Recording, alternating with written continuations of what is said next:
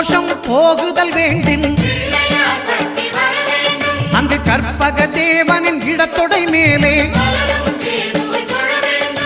கேதுவின் தோஷம் போகுதல் வேண்டின் அங்கு கற்பக தேவனின் இடத்தொடை மேலே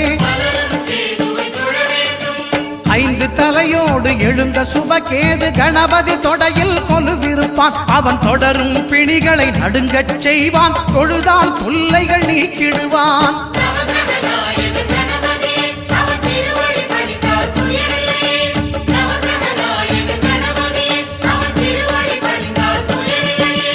ஒன்பது கோளும் ஒன்றாய் காண